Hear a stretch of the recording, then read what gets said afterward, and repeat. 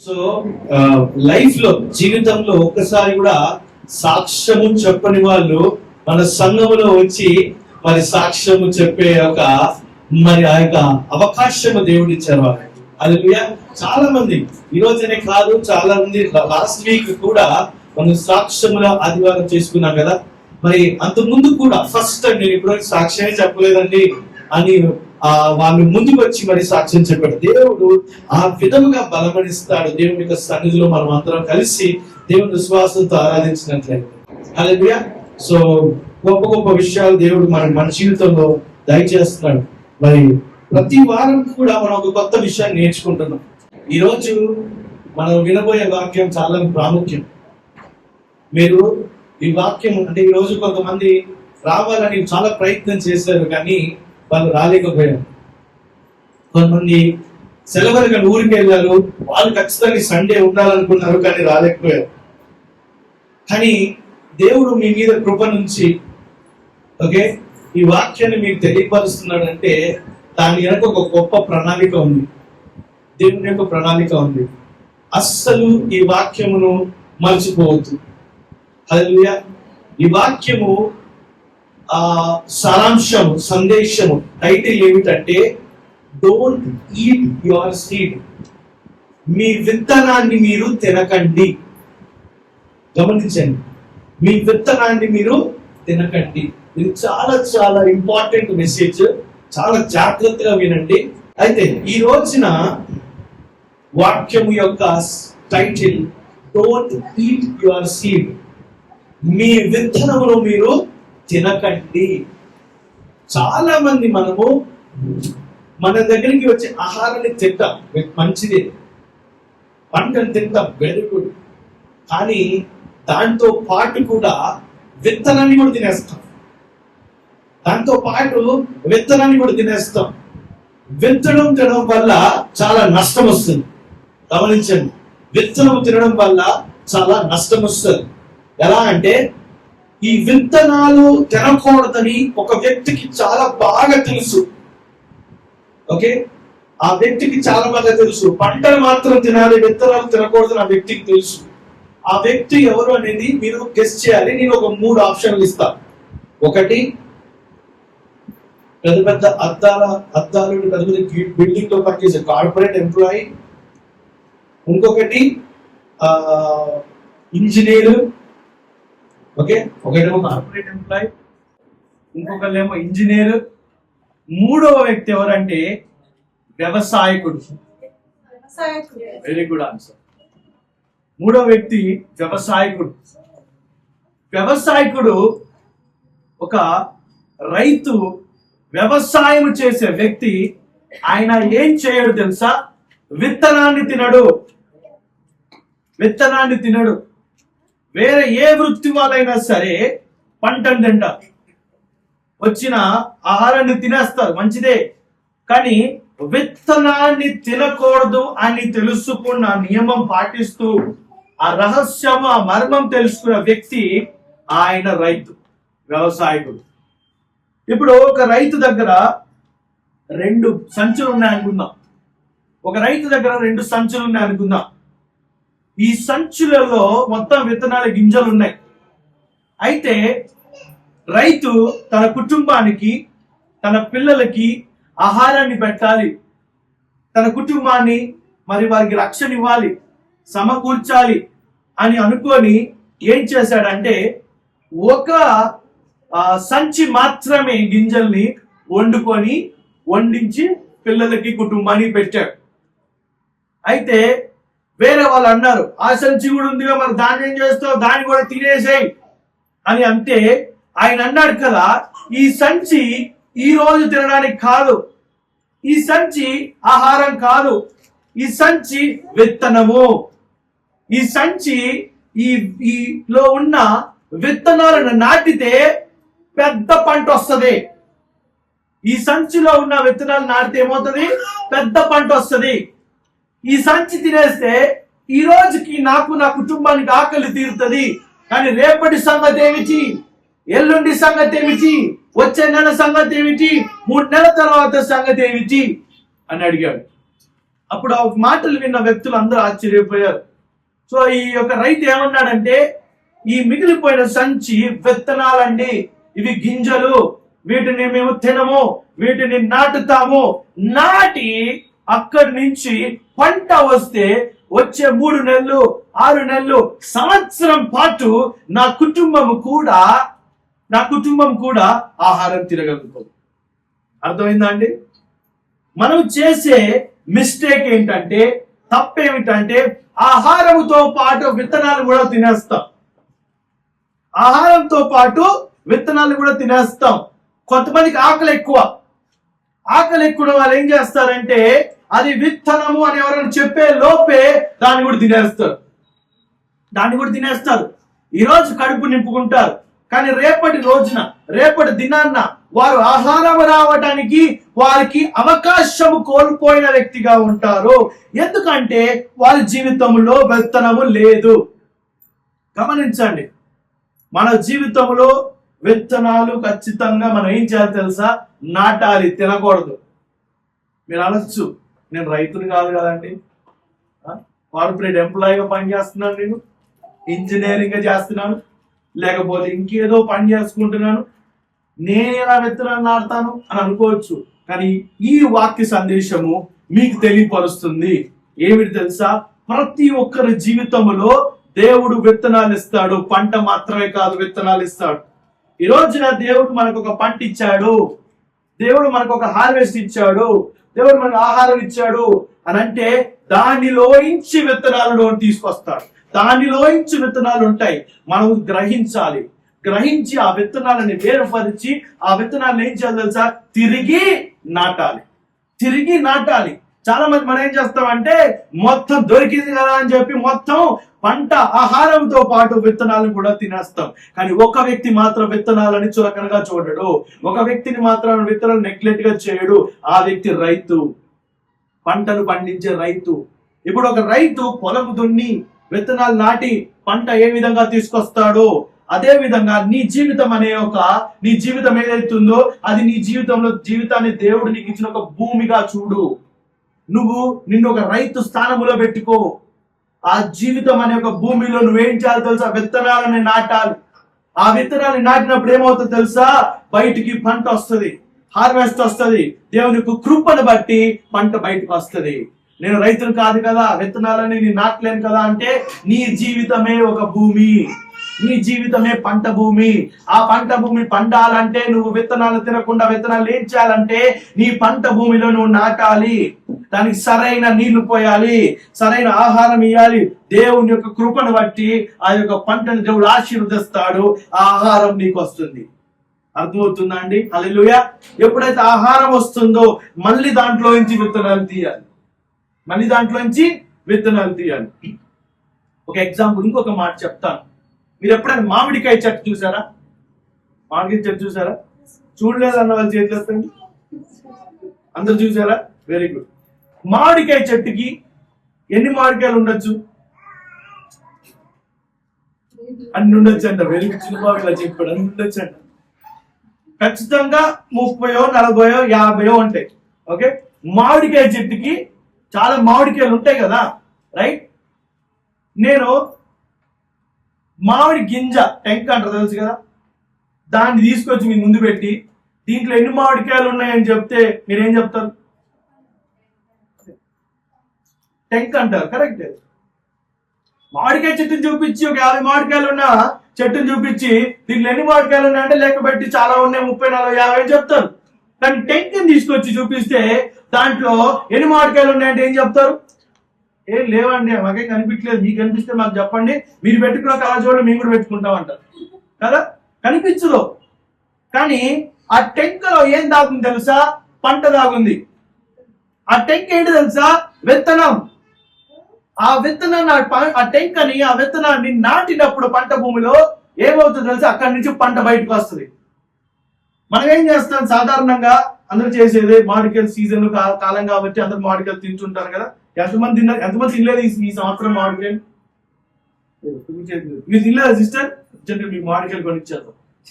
అందరం తింటాం పక్క కదా. మామిడికాయ తిన్నాక టెంక ఏం చేస్తాం? మనం బయట పడేస్తాం. ఓకే, అది ఒక ఎగ్జాంపుల్ గా తీసుకుందాం దాన్ని. అయితే కానీ ఒక రైతు మాత్రం ఏం చేస్తాడు తెలుసా? ఆ గింజని తీసుకెళ్లి నాటుతాడు. మీరు ఎప్పుడైనా ఇప్పుడు నర్సరీకి వెళ్ళి మొక్కలు కొంటారు కదా, మొక్కలు కొని ఏం చేస్తారు? తీసుకొచ్చి మొక్కలు నాటుతారు, ఇంట్లో నాటుతారు, పెంచుకుంటారు, బాగా చూసుకుంటారు. మీరు ఎప్పుడైనా విత్తనాలు, చిన్న చిన్న విత్తనాలని తీసుకొచ్చి చల్లి చిన్న పాట్లోను తొట్టిలోను పెట్టి మొక్కలు తీసుకొచ్చారు బయటికి? చేశారు కదా చిన్న చిన్న విత్తనాలు, రైట్? ఓకే, అది నేను మాట్లాడేది. విత్తనములో పంట కనిపించదు నీకు, కానీ ఎప్పుడైతే నువ్వు విత్తనాన్ని ఉపయోగించి పంట భూమిలో పెడతావో అప్పుడు పంట బయటకు వస్తుంది. సో నీ జీవితంలో, నా జీవితంలో మన పంట భూమిలో నుంచి పంట రావాలంటే మనం ఏం చేయాలంటే విత్తనాన్ని నాటాలి. హల్లెలూయా. మన జీవితం అనే పంట భూమిలో దానిలో నుంచి పంట బయటికి రావాలి, హార్వెస్ట్ రావాలి అని అంటే మనం ఏం చేయాలి తెలుసా? విత్తనాన్ని నాటాలి. హల్లెలూయా. విత్తనం నాటకుండా పంట వస్తుందా? చెప్పండి. విత్తనము నాటకుండా పంట వస్తుందా? ఎవరైనా చెప్పండి. ఎందుకంటే మీరు వస్తుంది అంటే నిరూపిస్తే వేల మంది సైంటిస్టులు మీకోసం వెయిట్ చేస్తున్నారు. విత్తనం లేకుండా పంట వస్తుంది అని మీరు నిరూపిస్తే మీకోసం వేల మంది సైంటిస్టులు వెయిట్ చేస్తున్నారు. మీ దగ్గరకు వచ్చి మీ సహాయం తీసుకొని ఆ పంట ఏ విధంగా వస్తుందో అని తెలుసుకోవడానికి. విత్తనం లేకుండా ఏం రాదు, పంట రాదు. నీ జీవితంలో, నా జీవితంలో పంట రావాలి అంటే మనం ఏం చేయాలి తెలుసా? విత్తనాన్ని నాటాలి. అదే మరి ఏ యొక్క పంటలో ఉన్న సీక్రెట్, పంటలో ఉన్న రహస్యం, పంట కావాలి అని అంటే మనం ఏం చేయాలి తెలుసా? విత్తనాన్ని నాటాలి. ఎప్పుడైతే మనం విత్తనాన్ని నాటుతామో ఆ విత్తనము పెద్దదై పంట బయటకు వస్తుంది. మనందరము కూడా పంట వైపే ఫోకస్ చేస్తాం, కోత వైపే ఫోకస్ చేస్తాం, ఆహారం వైపు ఫోకస్ చేస్తాం, ఆ బ్రెడ్ వైపే ఫోకస్ చేస్తాం.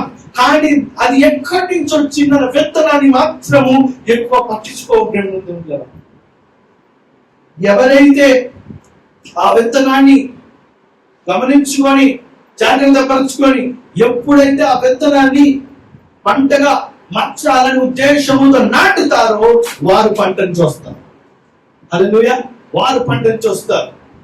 నీ కుటుంబంలో ఆర్థిక ఇబ్బందులు ఉన్నాయి, అందులో నుంచి నీకు పంట రావాలి, విడుదల రావాలి అని అన్నప్పుడు ఏం చేయాలి తెలుసా? విత్తనాలు పట్టుకోవాలి. నేనేం చెప్తున్నాను జాగ్రత్తగా గమనించండి.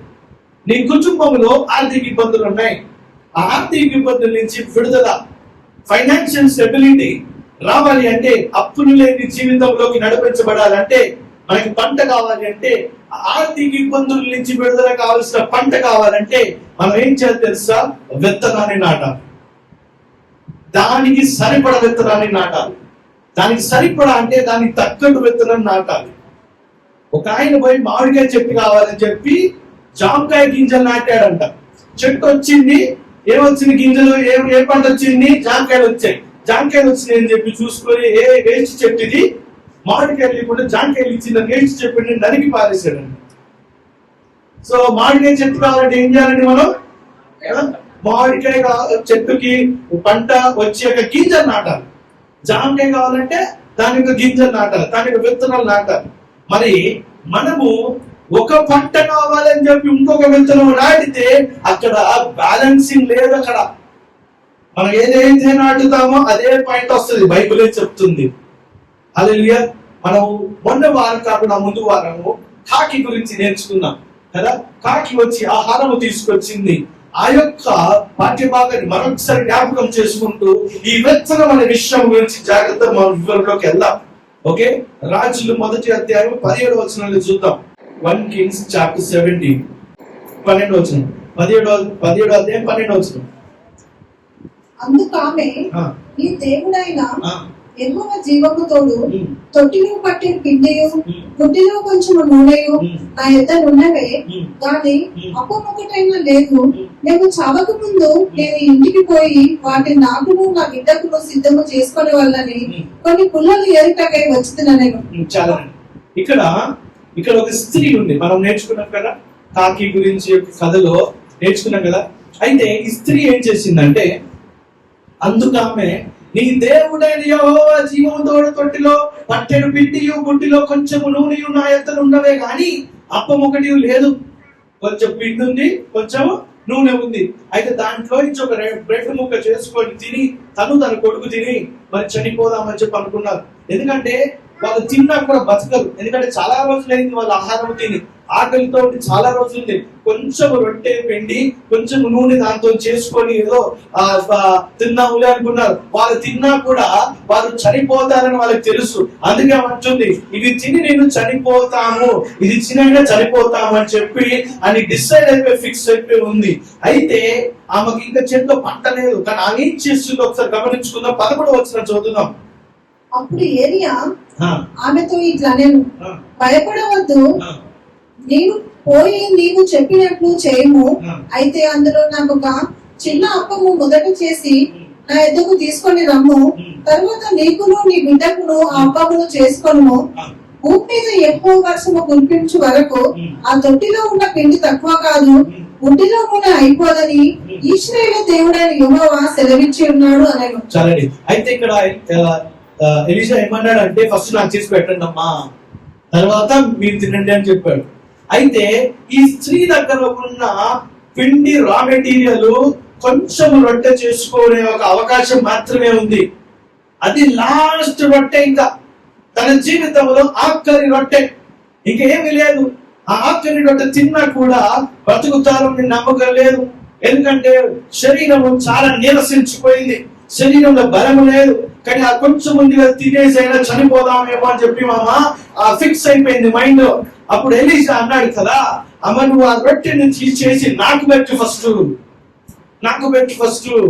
అప్పుడు పెట్టినప్పుడు ఏమైంది తెలుసా, రొట్టె పిండి కొట్టి రొట్టెలాగా మొత్తం పిండి వస్తూనే ఉంది, రొట్టెలు చేస్తూనే ఉంటా. హల్లెలూయా.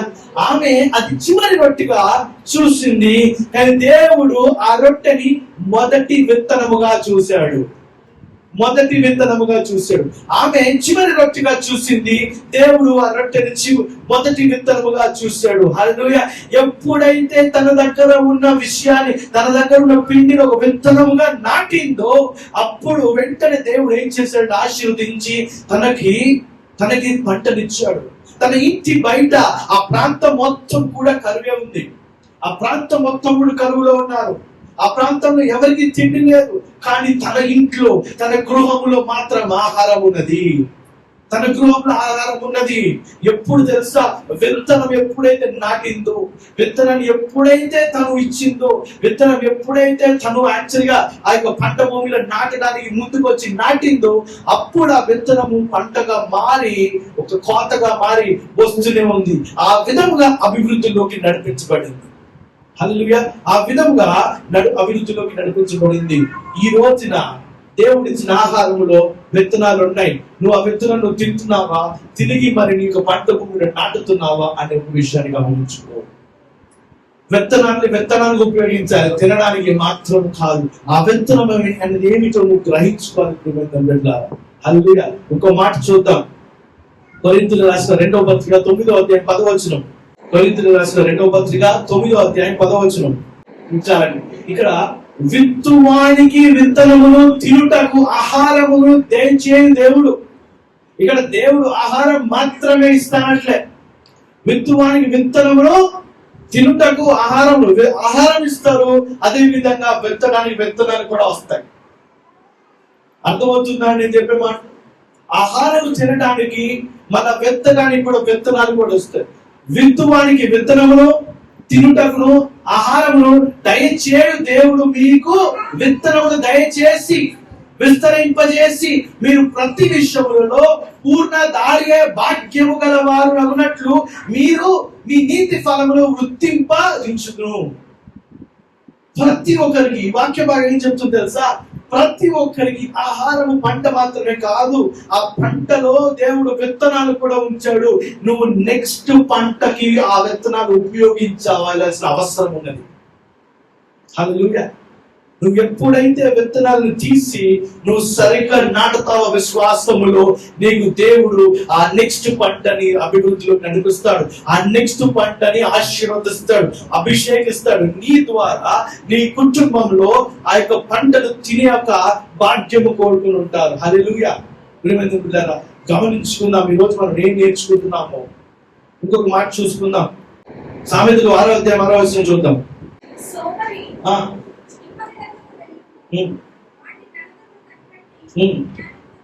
చాలండి. విత్తకుండా ఉన్న వాళ్ళు ఏం చేస్తారు తెలుసా? వాళ్ళు కొంచెం సోమరిపోతులు వలే ఉంటారు.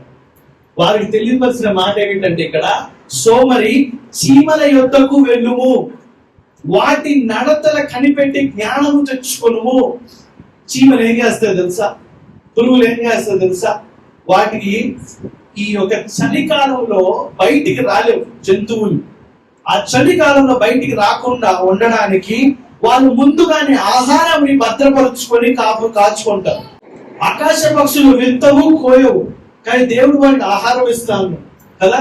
కానీ ఆదాము నుంచి వచ్చిన సంతానము, అవ్వ నుంచి సంతానము, అప్పటి నుంచి యుగముల వరకు ఈ రోజు వరకు కూడా దేవుడు బాధ్యత ఏమిచ్చిందంటే పొలము దున్ని, మట్టిని దున్ని, భూమిని దున్ని వచ్చిన పంటను తినాలని చెప్పాడు. అర్థమవుతుందా? పంటను తినాలని చెప్పాడు. ఆ పంట రావాలి అంటే ఆ వ్యక్తి ఏం చేయాలి తెలుసా? విత్తనాన్ని విత్తాలి. సోమరిపోత చీమలు యొద్దకు వెళ్ళి చూడుము, అవి ఏ విధంగా ముందుగా ప్లానింగ్ చేసుకుంటాయో, ఏ విధంగా సిద్ధపాటు ఉంటాయో, ఏ విధంగా తనని తన కుటుంబాన్ని జాగ్రత్త పరుచుకుంటుందో ఆ విధముగా నిన్ను నీ కుటుంబాన్ని జాగ్రత్త పరుచుకో. మంచి పంట కొయ్యాలంటే ఈ విధంగా సోమరిపోతులాగా ఉండకు. ఏమి చేయాలి తెలుసా? నీ నడకను మార్చుకో. నువ్వు విత్తనాన్ని విత్తవలసిన అవసరం ఉంది. ఆ విత్తనాన్ని నాటు, కష్టపడు, అప్పుడు దేవుడు నీకు పంటను దయచేస్తా అంటున్నాడు. నిబంధన బిడ్డలారా, ఈరోజు నా 3 విషయాలు చెప్పి నేను ముగిస్తాను. ఒకటి ఏమిటంటే నీ విత్తనం ఏ విధంగా నాటాలో నేర్చుకుందాం. ఎక్కడెక్కడ నాటాలో నేర్చుకుందాం. ఒకటి ప్రార్థనలో నాటాలి.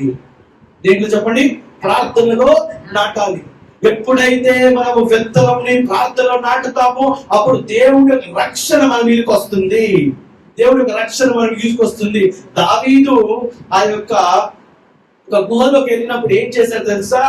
దావీదు ఎంత బలశాలి, చిన్న వయసులో గొలియాతును హతమార్చిన బలమైన వ్యక్తి, సింహాలను మరి గుడ్డేలుగులను మరి హతమార్చిన వ్యక్తి, అంత బలమైన వ్యక్తి మరి నిరసించిపోయి ఓడిపోయిన పరిస్థితుల్లో, ఇబ్బందికరమైన పరిస్థితుల్లో గుహలోకి పోయి దాంట్లో ఏం చేశాడు తెలుసా?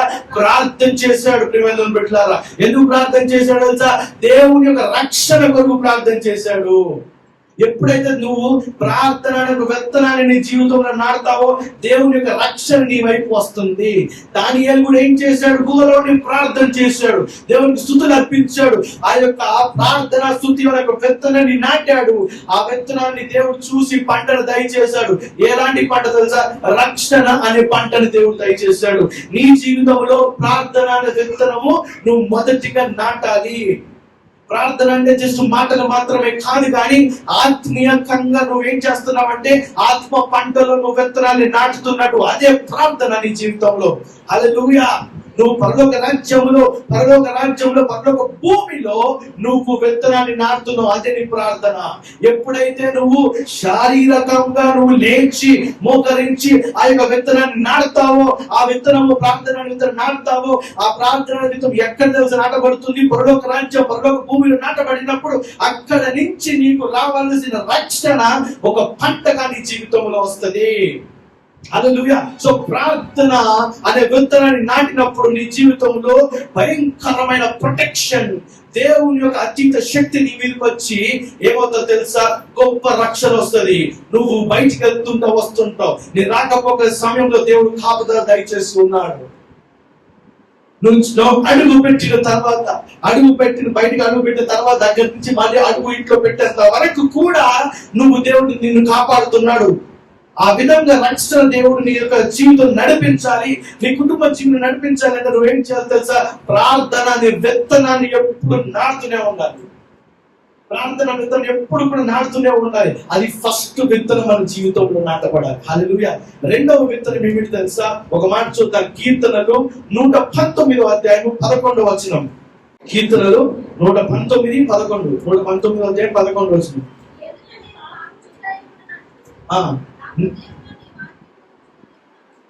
నీ ఎదుట నేను పాపము చేయకుండానట్లు నా హృదయంలో నీ వాక్యమును ఉంచుకొని ఉన్నాను. అంటే ఇక్కడ రాష్ట్ర భక్తుడు ఏమంటున్నారు తెలుసా? నీ వాక్యం నా హృదయంలో పెంచుకుంటున్నాను. ఎందుకు తెలుసా? నేను పాపము చేయకుండా ఉండటానికి, నన్ను కాపాడేది ఏమిటి తెలుసా? దేవా నీ వాక్యము మాత్రమే అని చెప్పి ప్రకటిస్తున్నాడు ప్రేమందుని బిడ్డలారా. సో ఆయన వాక్య ప్రకారంగా వాక్యాన్ని హృదయంలో పెట్టుకొని దేవుని యొక్క ఆ యొక్క స్వరాన్ని హృదయంలో పెట్టుకుంటే ఏమవుతుంది? పాపము చేయకుండా నీతిమంతుడిగా రూపాంతరంలోకి వెళ్తున్నాడు. దేవుని వాక్యం ఎప్పుడైతే ఒక విత్తనంగా మన హృదయంలో పెట్టుకుంటామో మన రూపాంతరంలోకి నడిపించబడతాము. The seed which we sow in our heart becomes us into sends us into transformation. రూపాంతరంలో నడిపించింది. రెండవ విత్తనం ఏంటి తెలుసా? వాక్యము. రెండవ విత్తనం ఏంటి తెలుసా? వాక్యము. ఏ విత్తనమునైతే నాటుతామో ఆ విత్తనము ప్రకారమే పంట కోస్తామని బైబిల్ చాలా క్లియర్ గా చెప్తుంది. నువ్వు ఏ విత్తనాన్ని నాటుతున్నావో ఒకసారి గమనించు, పరీక్షించు. నీ జీవితంలో వచ్చే పంటను ఒకసారి చూడు. నీ పంట సరిగ్గా ఉందా లేదా చూడు. నువ్వు సరిగ్గా లేదంటే నువ్వేం చేస్తున్నావు తెలుసా? రాంగ్ విత్తనాలు నాటుతున్నావు. సరే విత్తనాన్ని నువ్వు నాటట్లే. పంట సరిగ్గా లేదు అని అంటే ఏది ప్రాబ్లం అని ఫస్ట్ ఎక్కడ చెక్ చేస్తే తెలుసా? రైతు ఎలాంటి విత్తనాన్ని నాటానయ్యా. ఎందుకంటే రైతుకు తెలుసు, నీరు పెట్టాను నేను, దాన్ని ఆ పురుగు పట్టకుండా పురుగు మందు పట్టాను, అది చేశాను, ఇది చేశాను, రక్షించి అన్ని బాగానే చేశాను, ఎక్కడ ప్రాబ్లం వచ్చింది, ఎక్కడ ఎందుకు పంట ఇంత చెడిపోయింది అని ఆలోచిస్తే దానికి వాడి వెంటనే తడుతుంది. ఏమి తెలుసా? విత్తనాలు కల్తీ అనే విత్తనాలు ఇచ్చారేమో నాకు అని.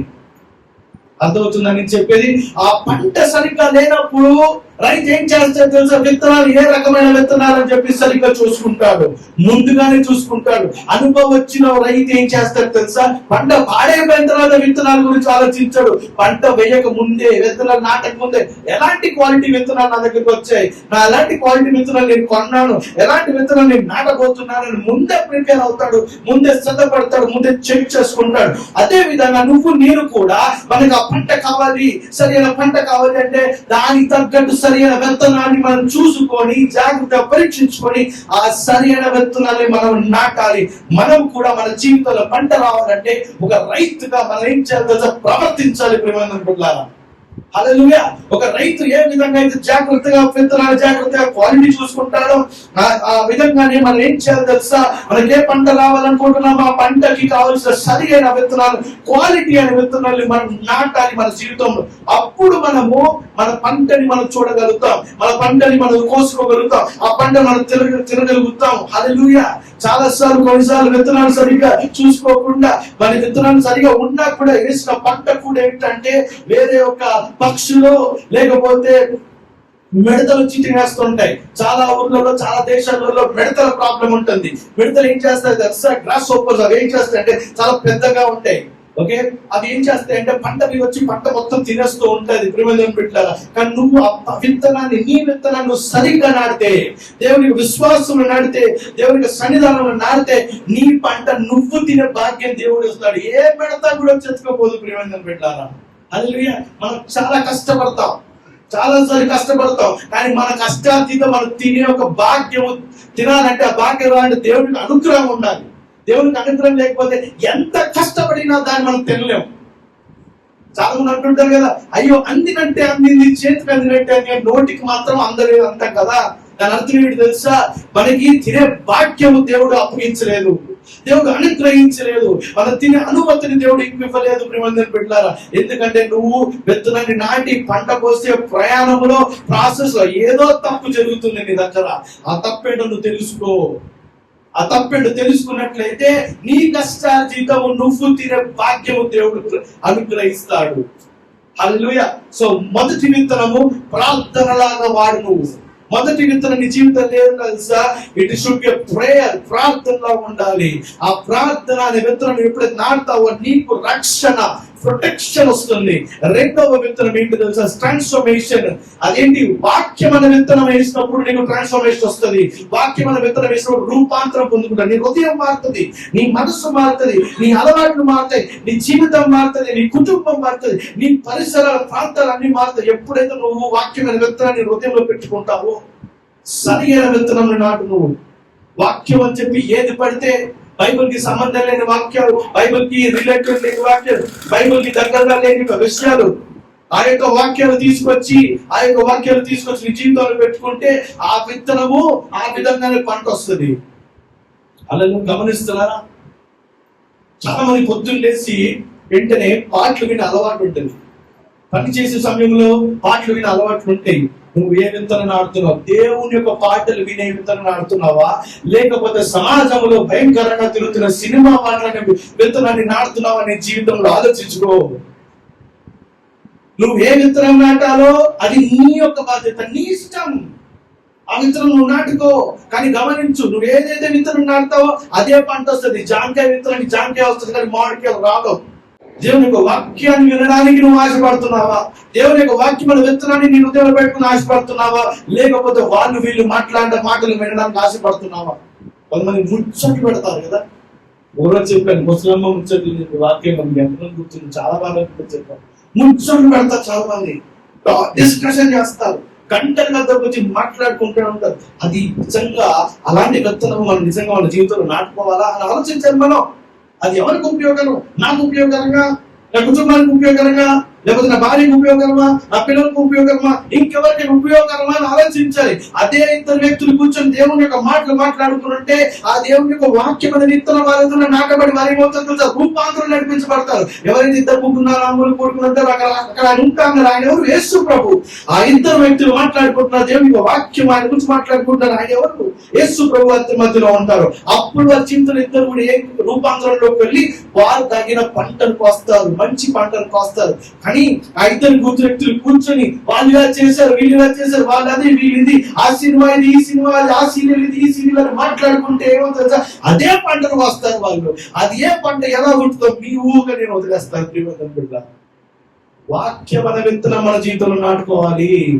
ప్రార్థన విత్తనం మన జీవితంలో నాటాలి. అప్పుడు తగిన పంటని ప్రతిఫలాన్ని దేవుడు దయచేస్తాడు. ఇంకొక మాట చూద్దాం. ఇంకొక విత్తనము చాలా ఇంపార్టెంట్. ఆర్థిక ఇబ్బందుల నుంచి బయటపడే ఒక విషయమైన విత్తనం ఇది. గమనిద్దాం. కొరింథీయులకు రాసిన 2వ పత్రిక 9వ అధ్యాయం 6వ వచనం చూద్దాం. చదవండి. కొంచెముగా విత్తువాడు కొంచెముగా పంట కోయుడు, సమృద్ధిగా విత్తువాడు సమృద్ధిగా పంట కోయును అని ఈ విషయమై చెప్పవచ్చు. కొంచెముగా విత్తువాడు కొంచెముగా పంట కోయను, సమృద్ధిగా విత్తువాడు సమృద్ధిగా పంట కోయను అని ఈ విషయమై చెప్పుచున్నాను. ఇంకొక మాట చూద్దాం. లూకా సువార్త 6:38. లూకా సువార్త 6వ అధ్యాయం 38 వచనం. క్షమించుడి, అప్పుడు మీరు క్షమింపబడుదురు. ఇయ్యుడి, అప్పుడు మీరు మీకు ఇవ్వబడుదును. అణచి కుదిలించి దిగజారినట్లు నిండు కొలతలు మనుషులు మీ ఒడిలో కొలుతురు. మీరు ఏ కొలతతో కొలుతురో ఆ కొలతతోనే మీకు మరణ, చదవండి అందరూ, కొలవబడునని చెప్పాను.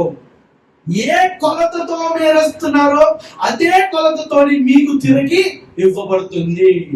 హల్లెలూయా. సో మీరు ఏదైతే విత్తనాన్ని ఇస్తున్నారో ఆ విత్తనం వచ్చి పంట వస్తుంది. తర్వాత ఆ విత్తనాన్ని ఇచ్చే సమయంలో మీరు ఏ విధంగా ఇవ్వాలని ఆశపడుతున్నారు, ఏ కొలత చొప్పున ఇస్తున్నారో ఆ కొలత చొప్పు మాత్రమే మీకు ఇవ్వబడుతుంది. హల్లెలూయా. దేవుడు మీకు ఊరికనే ఇవ్వడం. మీరు ఏదైతే ఇస్తారో దాన్ని తీసుకొని అభివృద్ధి చేసి ఇంకా ఆశీర్వదించి రెట్టింపు దయచేస్తాడు.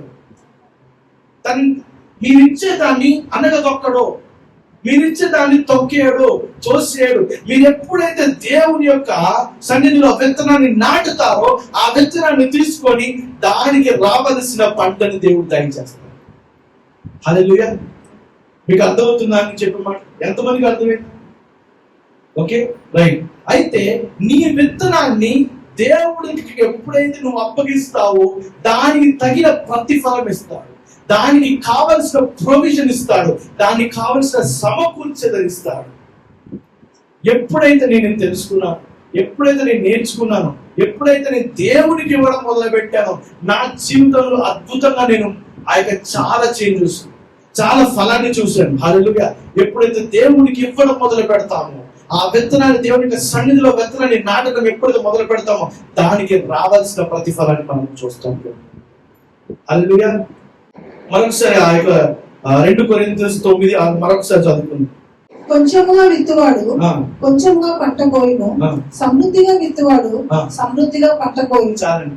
కొంచెముగా విత్తువాడు కొంచెముగా కోయును, సమృద్ధిగా విత్తువాడు సమృద్ధిగా కోయును. రైట్. మన జీవితంలో ఫైనాన్షియల్ బ్లెస్సింగ్, ఆర్థిక ఇబ్బందుల నుంచి విడుదల, ఆర్థిక ఇబ్బందుల నుంచి ఆశీర్వాదం కావాలంటే దేవుడు ఏం చెప్తున్నాడు తెలుసా? దేవుని యొక్క సన్నిధిలో విత్తనంగా నువ్వు నీకు ఇచ్చిన ఆహారంలో నుంచి నువ్వు ఏం చేయాలి తెలుసా? విత్తనాన్ని తీసి దేవుని యొక్క సన్నిధిలో నాటు. ఎప్పుడైతే నువ్వు విత్తనాన్ని దేవునికి ఇచ్చిన ఆహారంలోంచి విత్తనాన్ని తీసి ఎప్పుడైతే నాటుతావో దేవుడు నీకు ఆ విత్తనం ప్రకారంగా దేవుడు ఏం చేస్తాడు తెలుసా? సమృద్ధిగా దయచేస్తాడు, సమృద్ధిగా దయచేస్తాడు. ఇంకొక మాట చూద్దాం. గళితీయులకు రాసిన పత్రిక 6:7 మళ్ళీ చదవండి. మీరు అందరికీ చదువుదాం ఒకసారి. మోసపోకుడి, దేవుడు వెక్కిరింపబడడు, దేవుడు వెక్కిరింపబడడు. మనుషుడు ఏమి విత్తునో ఆ పంటనే కోయును. ఏమైతే విత్తుతావో ఆ పంటని కోస్తావు. నువ్వు ప్రార్థన అనే విత్తనానికి పంటని విత్తినప్పుడు నువ్వు రక్షణ అనే విత్తనానికి వస్తావు. వాక్యం అనే విత్తనాన్ని నువ్వు నాటినప్పుడు రూపాంతరము, మారు మనస్సు అనే ఒక పంటని కోస్తావు. ఫైనాన్షియల్ గా ఎప్పుడైతే నువ్వు విత్తుతావో దేవుని యొక్క సన్నిధిలో, అప్పుడు ఫైనాన్షియల్ గా ఆర్థిక పరమైన పంటని కోస్తావు. హల్లెలూయా. మీరు అనుకోవచ్చు, మీరు తప్పుగా అనుకోవచ్చు నేను చెప్పే మాటలు, కానీ చెప్పవలసిన బాధ్యత నాకున్నది. మీరు విని గ్రహించుకొని మీరు పాటించాలో లేదా నిర్ణయం మీరు. అర్థమవుతుందా? మరొకసారి చెప్తాను. నేను చెప్పే విషయాలు మీరు తప్పుగా అనుకోవచ్చు, తప్పుగా అర్థం చేసుకోవచ్చు, కానీ అయినా కూడా చెప్పవలసిన బాధ్యత నాకున్నది. తర్వాత విన్న తర్వాత అది గ్రహించుకొని పాటించాలో లేదో మీ నిర్ణయానికి నేను వదిలేస్తున్నాను. ఇంకొక మాట చూద్దాం. ఆదికాండము 26:12 ఇస్సాకు ఆ దేశం అందున్న వాడై విత్తనము వేసి ఆ సంవత్సరం 100 ఫలం పొందాడు. యెహోవా అతనిని ఆశీర్వదించెను, కనుక ఆ మనుషుడు గొప్పవాడాయను. చాలండి. ఇక్కడ ఇస్సాకు ఆ దేశమందున్న వాడై విత్తనము వేసి ఆ సంవత్సరము 100 ఫలం పొందాడు. రైట్. ఇది గుర్తుందా? మరొకసారి చదువు అందరం. ఇస్సాకు ఆ దేశమందున్న వాడై విత్తనము వేసి ఆ సంవత్సరము 100 ఫలము పొందెను. యెహోవా అతన్ని ఆశీర్వదించడు కనుక ఆయన మనుషులకు గొప్పవాడాడు. అయితే ఇస్సాకు అంటే ఆ దేశములో ఉండి ఆ విత్తనాన్ని విత్తి నాటిన తర్వాత ఆ సంవత్సరం మొత్తం కూడా 100 ఫలము పొందెను. అయితే నువ్వు ఏదైతే విత్తుతావో దాని నుంచే నువ్వు ఫలం పొందుకుంటావు. గళితీయులకు రాసిన పత్రిక ఇందాక వచనాన్ని మరొకసారి డిస్ప్లే చేయండి. గళితీయులు 6:7 ఈ వచనాన్ని మర్చిపోకండి. ఓకే. ఇస్సాకు విత్తనం విత్తాడు, 100 కూడా ఆ సంవత్సరం అంతా ఫలం పొందుకున్నాడు. ఓకే. తర్వాత గళితీయులకు రాసిన పత్రిక 6:7 మరొకసారి చూద్దాం.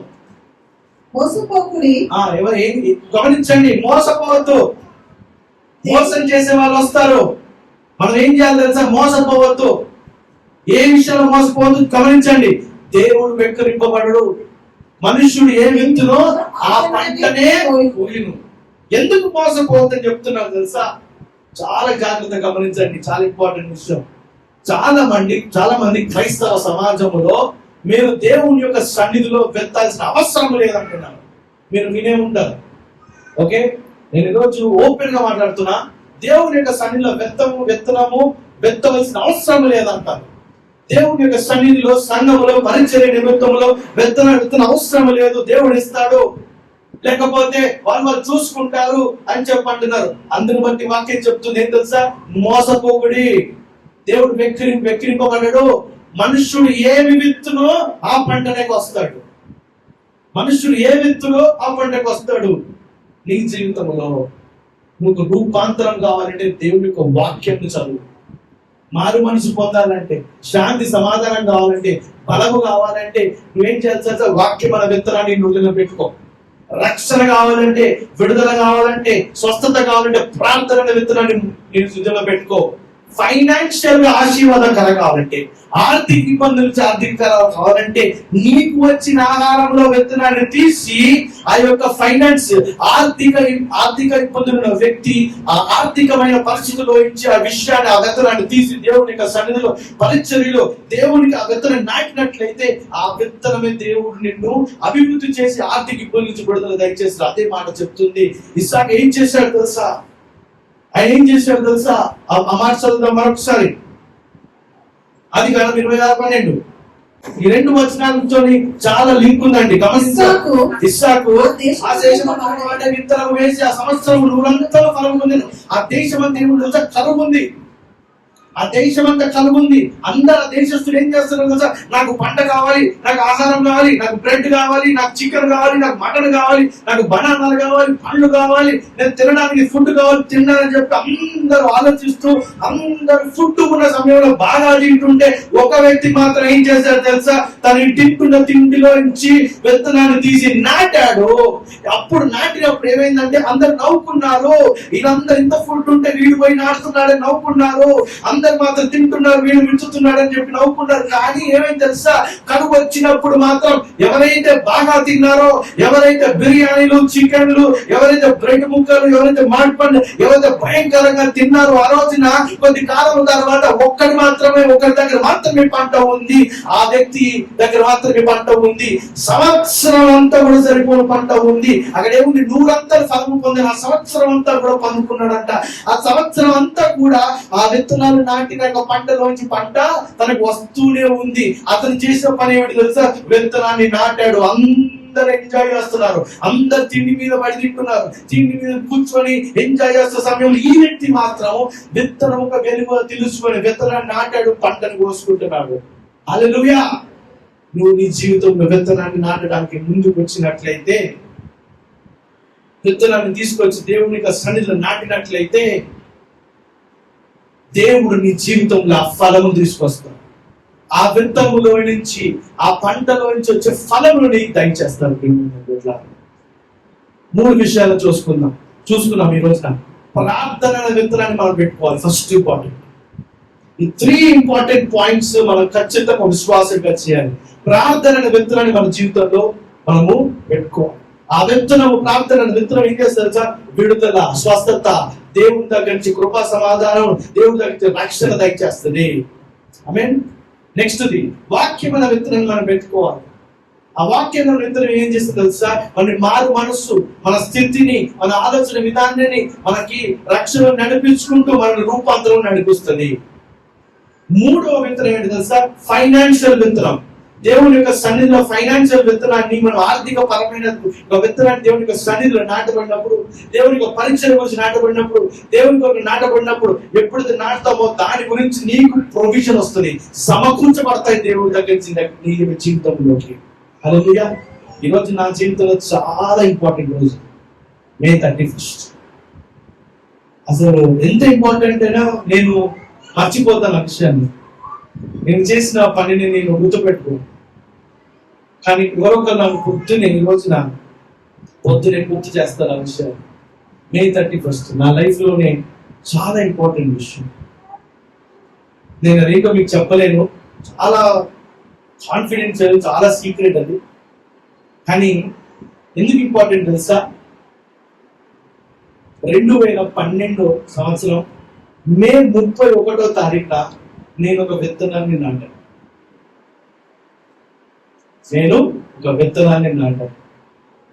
ఖచ్చితంగా ఆ విత్తనాన్ని చూసినప్పుడు అందరు పారిపోతారు. నేను రాసిస్తా, భయపడతారు, పారిపోతారు, ఏం చేయాలో అర్థం కాదు, అయోమయ పరిస్థితిలో కన్ఫ్యూజన్ అయిపోతారు. నేను ఆ విత్తనాన్ని నాటాను.